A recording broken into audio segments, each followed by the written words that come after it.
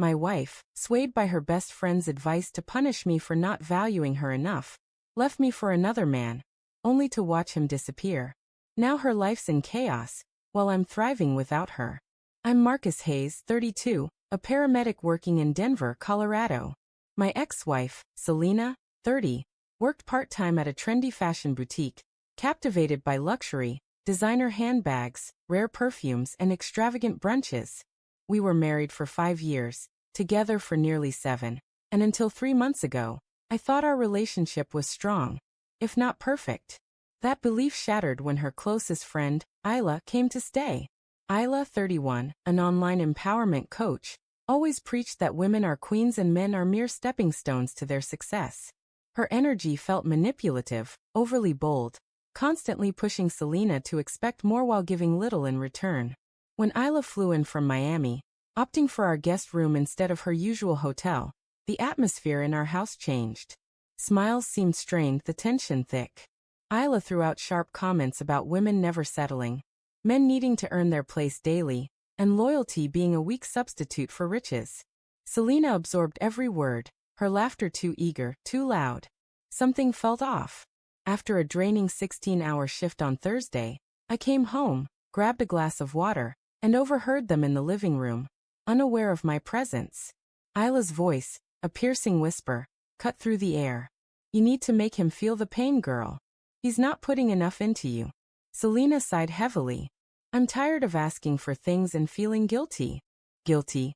I'd just worked months of overtime to buy her a $700 bracelet for our anniversary, funding her costly desires. But Isla pressed further. You know what to do. Ask for a break. Let him suffer. Meanwhile, see what's out there. Trust me, there are men who'd spoil you without hesitation. Her tone, pushing Selena to see what's out there, churned my stomach. This wasn't advice for growth. It was a blueprint for betrayal framed as empowerment. Selena didn't resist. She agreed. That night, I couldn't sleep, staring at the ceiling, wrestling with how I'd ended up with someone so easily influenced. Or maybe she was already drifting away. At breakfast, Selena's hands trembled as she stirred her coffee, her anxiety clear before I left for work. Then she said it. Marcus, I think I need some time apart. A pause. I stopped, looking at her. A pause from what, exactly? From us, she replied. I need to decide if this is what I want. She'd stay with Isla for a bit. The nerve. She thought I was oblivious, that she was in control. I nodded. All right. Her eyes widened. That's all? Just all right. What do you expect me to say? If you're unsure about us, take all the time you need. She hadn't anticipated that. A flicker of disappointment crossed her face. That evening, she packed a suitcase and left with Isla, promising to call in a few days. While she was reflecting, I investigated. On Monday, I checked our joint credit card, which Selena usually handled. What I found was chilling. Friday, $220 at an unfamiliar seafood spot. Saturday, $470 at a boutique hotel. Sunday, $95 at a downtown spa. This wasn't soul-searching, it was a fling. Isla had family in town. She didn't need a hotel. And since when did space include champagne-fueled brunches? It got worse. Tuesday, a Venmo notification popped up. Selena received $110 from an Evan R. With a note. Last night was incredible. That was it. I called Tyler, a friend from paramedic training now practicing law, and shared a hypothetical about shared finances and infidelity. His tone grew serious. Guard yourself. Record everything. Cut her off from joint accounts immediately. By Thursday, I'd closed our shared checking account, opened a personal one, canceled our joint credit cards, and started boxing up every luxury item I'd ever bought her. Handbags, shoes, coats, everything. She was about to discover what life without me really meant. Confirmation came Friday when Damon, a colleague, approached me at the station. Weird question, man. Is Selena dating someone? My cousin saw her at the Galleria with a tall guy, holding hands, leaving a jewelry store. Jewelry. The woman who said I didn't cherish her. By Saturday, I had divorce papers drawn up, thanks to Tyler's quick work, citing infidelity and misuse of our funds. I secured a court order to freeze our accounts until the divorce was finalized. Selena had no idea. Sunday, she texted. I'm ready to come back and discuss things. Tomorrow 6 p.m. I agreed. When she arrived Monday, she radiated confidence. New clothes, new bag, clearly not bought with her own money. She smiled as if she'd just returned from a spa retreat. Her key didn't work. I opened the door, standing firm as she reached for a hug. I pointed to the boxes by the door and handed her an envelope. What's this? She asked. Your exit, I said.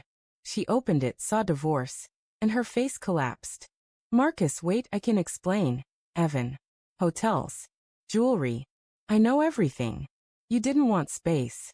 You wanted freedom without consequences. Now you have both.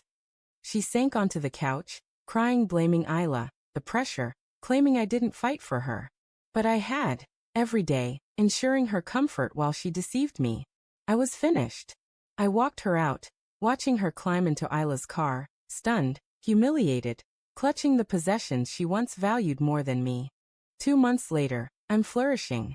I earned a promotion, started running again, and met someone authentic, someone who doesn't measure love by price tags. Selena texted last week. A feeble apology. Do you ever miss us? I didn't reply. She chose less, not me. She'll carry that regret forever.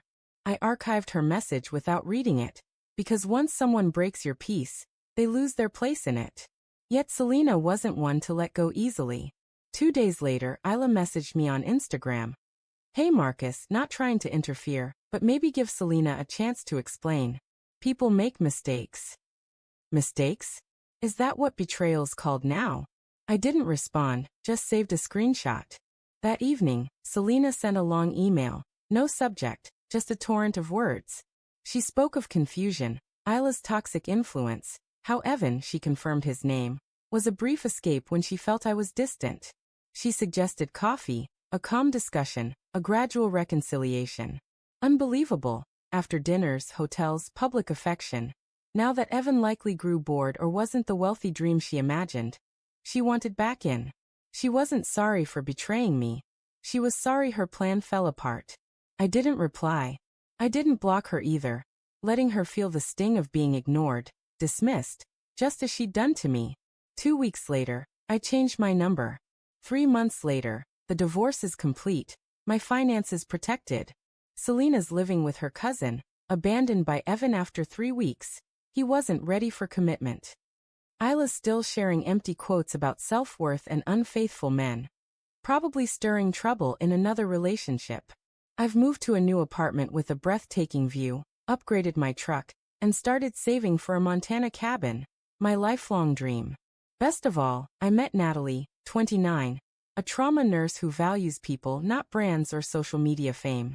On our first date, she insisted on splitting the check. When I offered to pay, she smiled. We'll take turns. A woman who prioritizes partnership over entitlement. Selena showed me that love isn't proven with expensive gifts or spa days. It's built on respect, effort, and loyalty, things no store sells. If your partner listens more to their friends than to you, walk away. If you're exhausting yourself just to be appreciated, leave faster. Because one day, the person who thought you'd always wait will find the door locked, the keys changed, and their place in your life forever taken by peace.